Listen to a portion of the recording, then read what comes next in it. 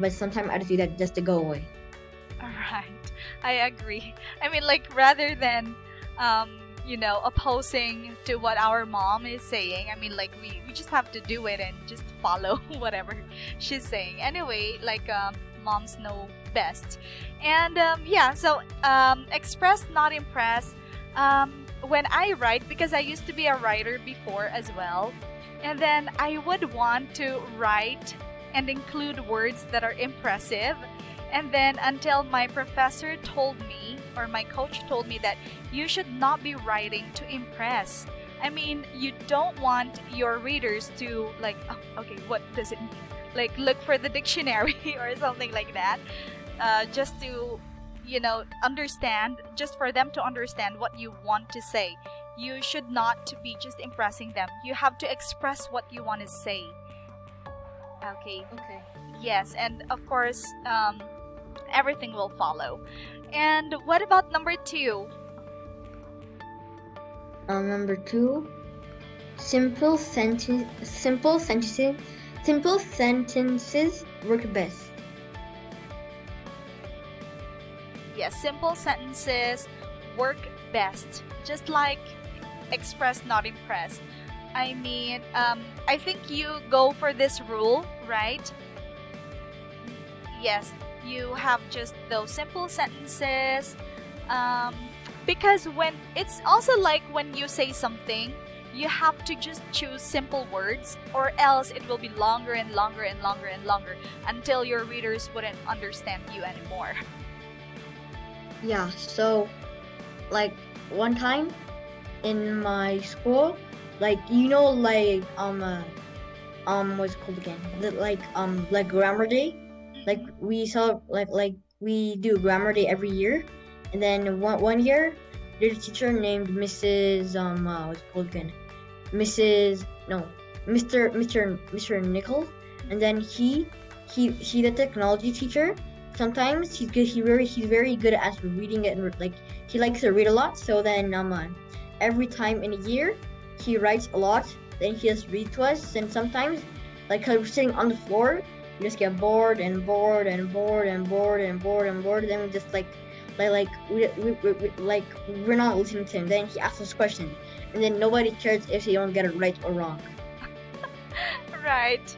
So that's the point. I mean, like, at least you are putting that, or you are understanding these ideas because you had experienced them in some ways, like once upon a time, like in your life. So yeah, you see, simple sentences work best. Sometimes in here I also suggest you have your drafts, especially if you are writing something and you really would want to express yourself. Just make a draft of whatever you would like to say or you'd like to share. Wait, the draft what's it called again? The draft, like before you write a paragraph, you have to you have to write it, then like to make sure that like you have to write it first, then like you have to write it for real. So like in the draft, if you get it wrong, it's okay. But then in like when you're actually gonna write the story, if you get it like wrong. Yes, exactly right. Because that's also what I do. Like, there are bullets that I put on my notes or draft, and this is what I would like to say, like in sequence. Like, first I would share about this, like that, and just for just to be sure that I would not miss on anything.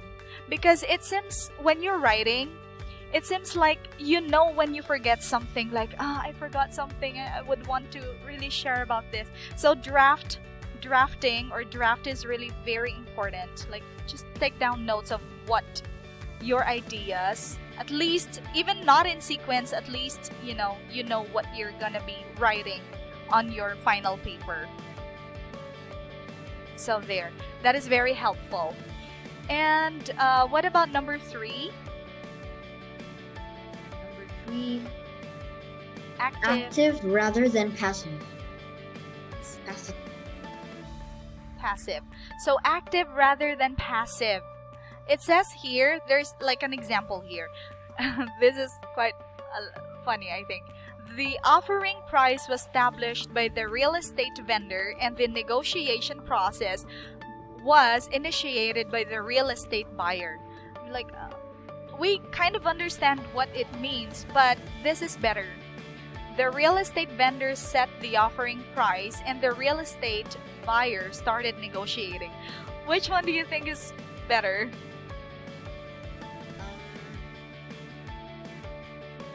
The one in the bottom. Yeah. Which is really what it says here, the better one to put. But then when you think about it and when you decipher what it would like to say, it seems like simple words really work best. I mean, the real estate vendor, okay, we understand that. They set offering price, so they started to bid, probably. And the real estate buyer started negotiating. So, okay, we understand easily. So the first one is kind of bothering. And what about number 4? Know who your target audience is. Who are you waiting for? What do you accept to read your article, your book, or your blog post? Will they care about what you're talking about? Will they understand the message that you're trying to get across? Good writing isn't generic. It's specific because it's targeted towards a group of people with something common blinding them. Yes, or binding them. Do you understand this one? I mean, when you write something, do you know who are your audience? Yes, so my audience is like people my audience are people like anybody who I'm reading to. Okay. The recent writing or the recent writing activity that you've had, who was your audience?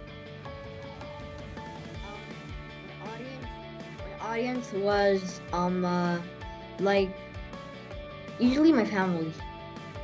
Your family. I mean, like, is it something that you'd write for like players, like sports player, or like comic lovers, something like that? Well, I really like comics because, my mom, she's like, she thinks that comic books are like jokes, but it act like I like to read comics, but I can write comics, but I don't really know how to like draw like pictures and. Right. So, but the point is, here we have to know our target audience and specifically tell something that can make them be impressed. I mean, or that can make them relate to whatever you're saying. So, there. Okay, so anyway, we know that. Do you have follow-up question or something that you'd like to say? So wait, I don't get it. I mean, like, do you have some other questions? Because we're gonna wrap this up first, and then we're gonna go back to this maybe in the next meeting, on the next meeting. Well, I think that's it. Right. So I know what you're gonna be developing or gonna be changing. So yeah, probably we'll continue this next time. And I hope you learned something today, Yao. Okay. Okay, just keep these notes here. Thank you, and let's have a great day, great night for me. Okay, but when is the next time we're gonna meet? I don't know. It depends. Probably Saturday, next Saturday. It depends on your availability or your dad's decision.